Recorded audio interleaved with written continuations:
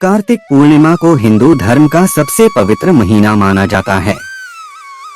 यूं तो पूर्णिमा प्रत्येक मास के शुक्ल पक्ष का 15वां दिन होता है, लेकिन कार्तिक मास की पूर्णिमा का बहुत ही महत्व माना गया है। इस दिन हिंदू धर्म में गंगा स्नान की भी परंपरा है। गंगा स्नान करने के पश्चात सूर्य देव को अर्घ्य अवश्य देना चाहिए। मानते हैं कि ऐसा करने से मनुष्य को अपने किए गए पापों से मुक्ति प्राप्त होती है। कार्तिक पूर्णिमा के दिन स्नान इत्यादि करके गरीबों को कुछ न कुछ दान करना चाहिए। ऐसा करने से उसका 1000 गुना फल प्राप्त होता है। इस दिन बहुत सारे लोग व्रत भी करते हैं। व्रत का संकल्प लिया जाता है और फलाहार किया जाता है। इस दिन भगवान विष्णु और मां लक्ष्मी की पूजा की जाती है। कई जगहों पर भगवान श्री कृष्ण के विग्रह की पूजा की जाती है। इस विशेष दिवस पर भगवान शिव की भी पूजा करने का विधान है, क्योंकि उन्होंने आज के दिन ही तारकासुर नामक राक्षस का वध किया था। इस दिन सूखे मेवों का प्रयोग करना बहुत अच्छा होता है। फलाहार में सिंघाड़ा इत्यादि लेना चाहिए। कई घरों में इस दिन आटे का मीठा चूर्ण भी बनाकर प्रसाद चढ़ाते हैं। चावल या मखाने की खीर का भी प्रसाद चढ़ाते हैं। कई घरों में बिना लहसुन प्याज का साधारण भोजन भी बनाकर खाते हैं। कार्तिक के महीने में उड़द, मूंग, मसूर, चना, मटर, राई खाना भी वर्जित बताया गया है। कार्तिक मास के पवित्र महीने में मांसाहार का सेवन नहीं करना चाहिए। कहा जाता है कि कार्तिक माह में भगवान विष्णु पानी में रहते हैं। कार्तिक पूर्णिमा व्रत कथा। एक पौराणिक कथा के अनुसार तारकासुर नामक एक राक्षस था। उसके 3 पुत्र थे, तारकक्ष, कमलाक्ष और विद्युन्माली। तारकासुर बहुत ही बलवान था। उसने धरती व स्वर्ग पर अपना आतंक मचा रखा था, जिससे परेशान होकर देवताओं ने भगवान शिव से उसका अंत करने के लिए प्रार्थना की।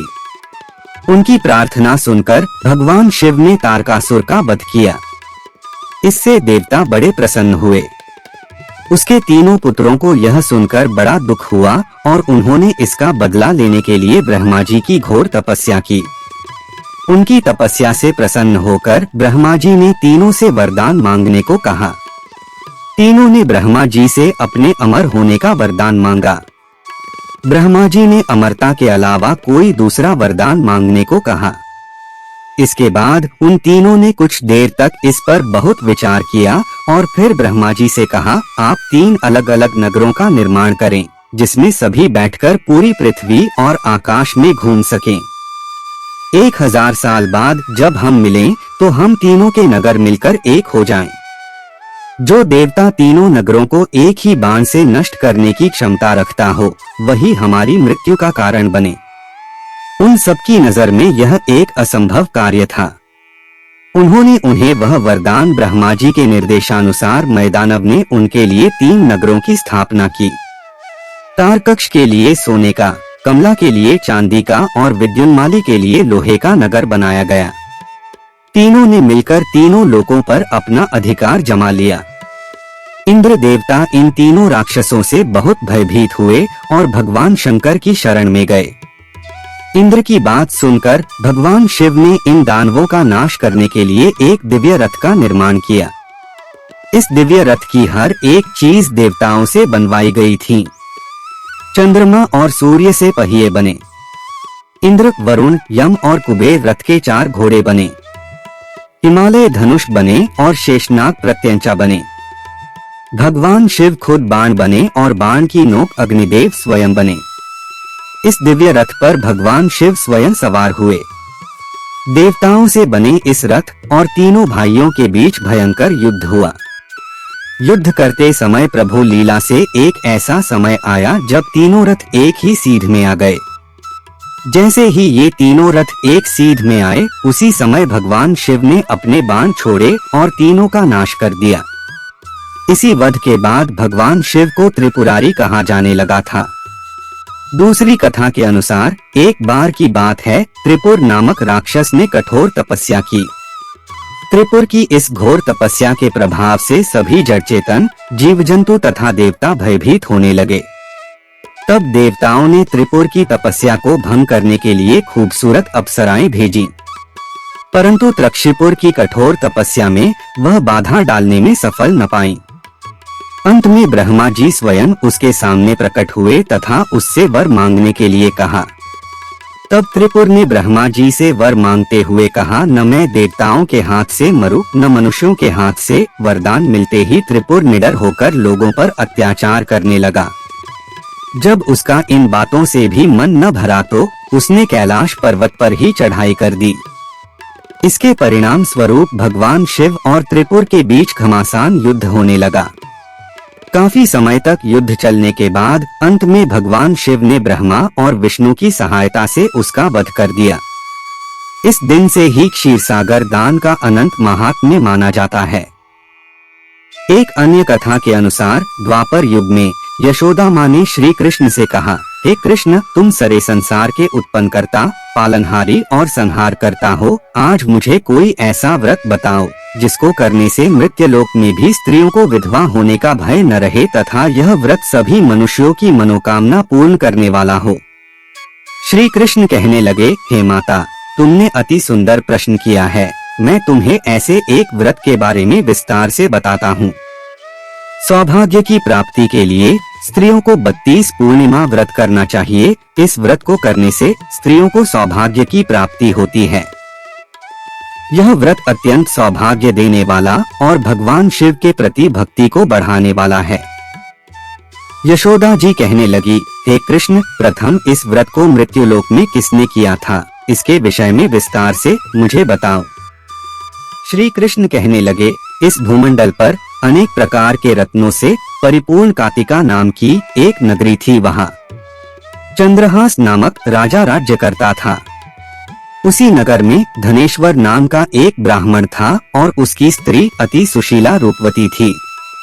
दोनों ही उस नगरी में बड़े प्रेम से रहते थे। घर में धन धान्य आदि की कोई कमी नहीं थी, परंतु उनको बहुत बड़ा दुख था कि उनकी कोई संतान नहीं है। एक समय एक बड़ा योगी उस नगरी में आया। वह योगी उस ब्राह्मण के घर को छोड़कर अन्य सभी घरों से भिक्षा लेकर भोजन किया करता था। वह रूपवती से कभी भिक्षा नहीं लेता था। एक दिन वह योगी रूपवती से भिक्षा न लेकर किसी अन्य घर से भिक्षा लेकर गंगा किनारे जाकर भीक्षण को प्रेम पूर्वक ग्रहण करने लगा कि धनेश्वर ने योगी का यह सब कार्य देख लिया। अपनी भिक्षा के अनादर से दुखी होकर धनेश्वर योगी से बोला, हे महात्मन, आप सब घरों से भिक्षा लेते हैं, परंतु आप मेरे घर की भिक्षा कभी नहीं लेते, इसका क्या कारण है? योगी ने कहा, निसंतान के घर की भीख पतितों के अन्न के तुल्य होती है और जो पतितों का अन्न खाता है वह भी पतित हो जाता है। क्योंकि तुम निसंतान हो, इसलिए पतित हो जाने के भय से मैं तुम्हारे घर की भिक्षा नहीं लेता।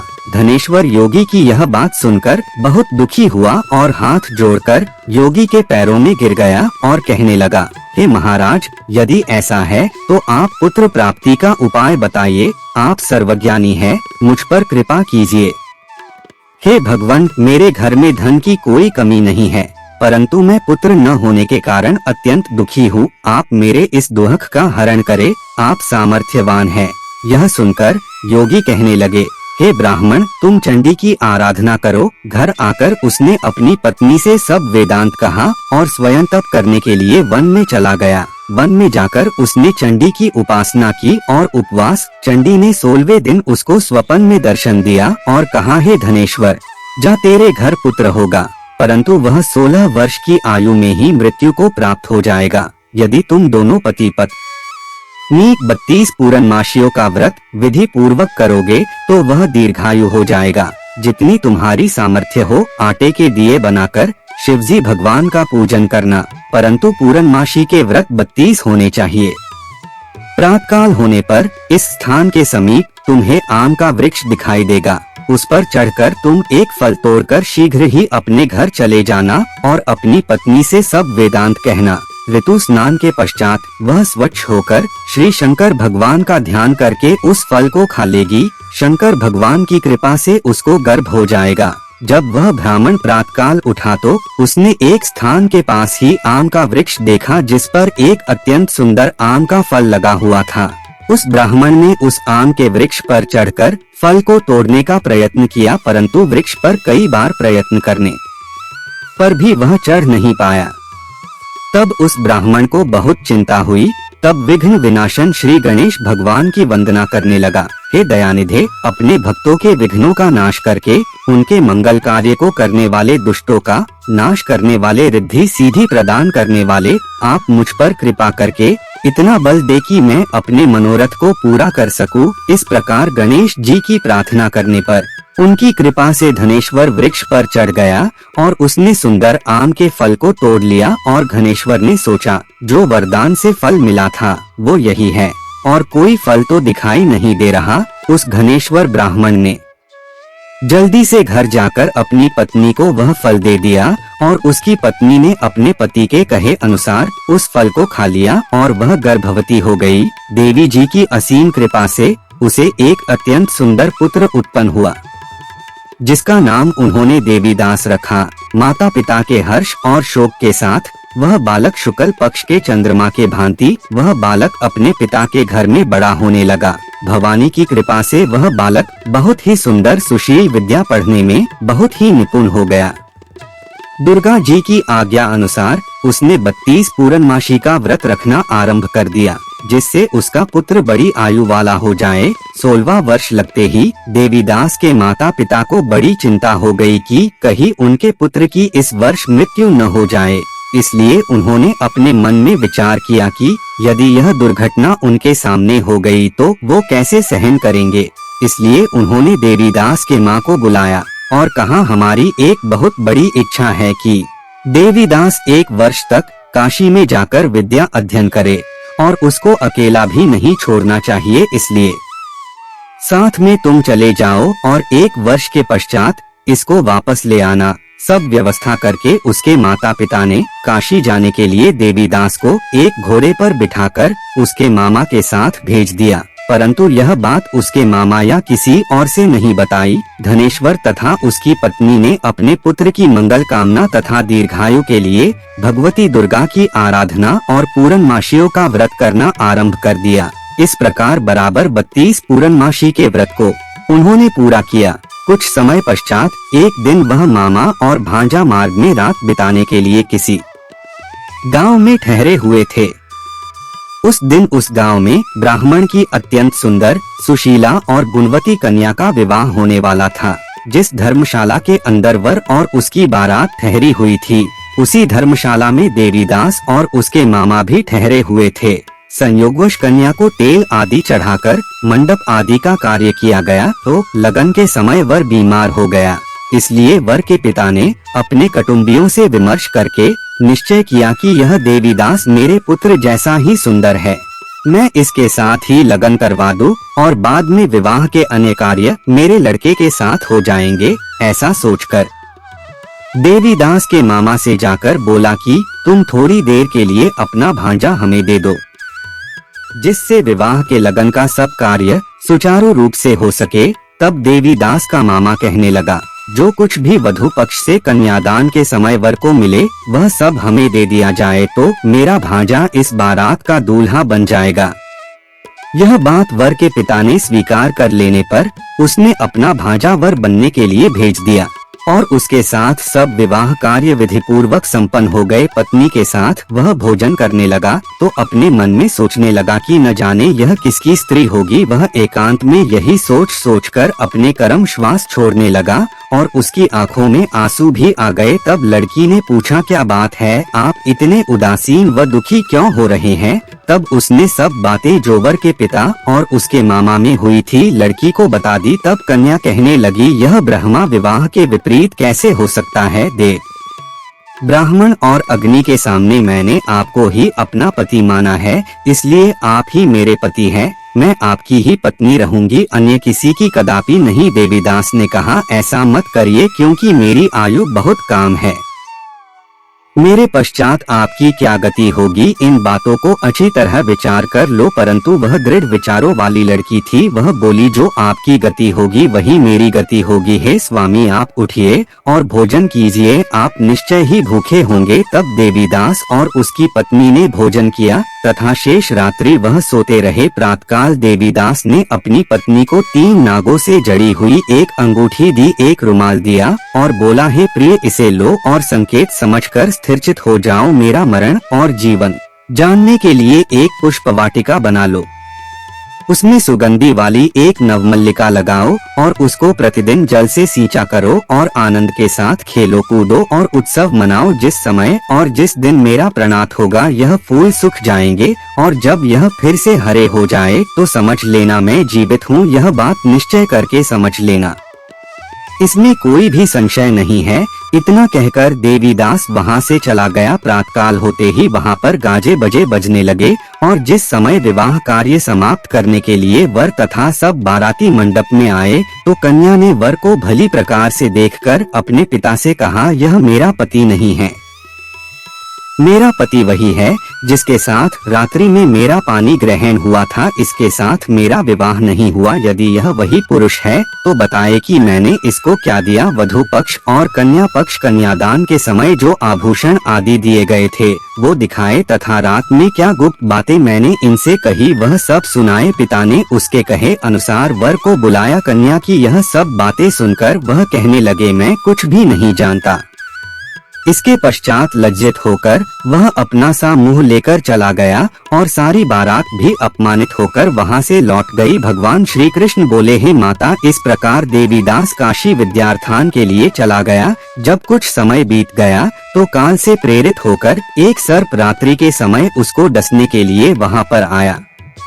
उस विषधर के प्रभाव से उसके शयन का स्थान चारों ओर से विष की ज्वाला से विषैला हो गया, परंतु व्रत के प्रभाव से उसको काट नहीं पाया, क्योंकि पहले ही उसकी माता ने 32 पूर्णमासी का व्रत रखा था। इसके बाद माध्याह्न के समय स्वयंकाल वहां आया और उसके शरीर से प्राणों को निकालने का प्रयत्न करने लगा, जिससे वह मूर्छित होकर पृथ्वी पर गिर गया। उसी समय माता पार्वती के साथ भगवान शंकर वहां आ गए। उसको मूर्छित दशा में देखकर माता पार्वती जी ने शंकर जी से प्रार्थना की, है महाराज, इस बालक की माता ने पहले ही 32 पूर्णिमा का व्रत पूरा किया था, जिसके प्रभाव से आप इसको प्राणदान दे। भवानी के कहने पर भक्त वत्सल भगवान शिव जी ने उसको प्राण दान दे दिया। इस व्रत के प्रभाव से काल को भी पीछे हटना पड़ा और देवीदास स्वस्थ होकर बैठ गया।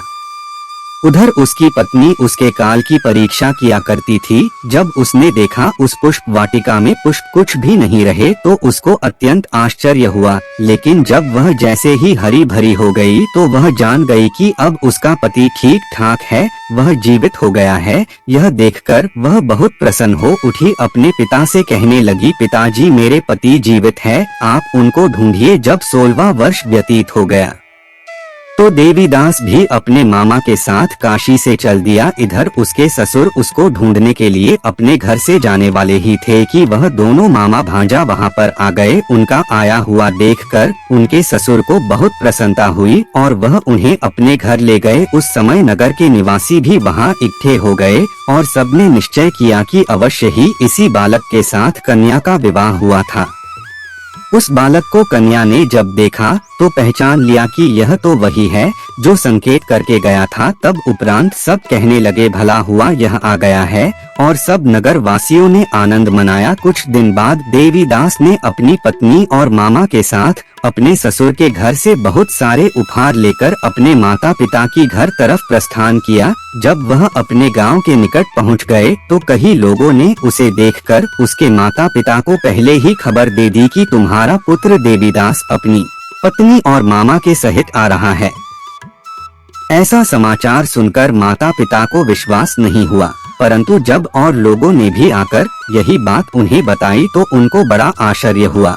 लेकिन थोड़ी देर में देवीदास ने आकर अपने माता पिता के चरणों में अपना सर रखकर प्रणाम किया और उसकी पत्नी ने अपने सास ससुर के चरणों को स्पर्श किया तो माता पिता ने अपने पुत्र और पुत्र वधू को हृदय से लगा लिया और दोनों की आंखों में प्रेम अश्रु बह चले। अपने पुत्र और पुत्र वधू के आने की खुशी में धनेश्वर ने बड़ा ही भरी उत्सव किया। और ब्राह्मणों को दान दक्षिणा देकर प्रसन्न किया। श्री कृष्ण भगवान कहने लगे, इस प्रकार धनेश्वर 32 पूर्णमासियों के व्रत के प्रभाव से पुत्रवान हो गया। जो भी स्त्रियां 32 पूर्णमासी के व्रत को करती है, वे जन्म जमांतर में वैधव्य का दुख नहीं भोगती और सदैव सौभाग्यवती रहती है। दोस्तों, कमेंट करके बताएं कि आपको हमारी यह प्रस्तुति कैसी लगी। पसंद आई तो इसे लाइक और शेयर करें तथा चैनल को सब्सक्राइब करके मेरा मनोबल बढ़ाएं। नमस्कार दोस्तों।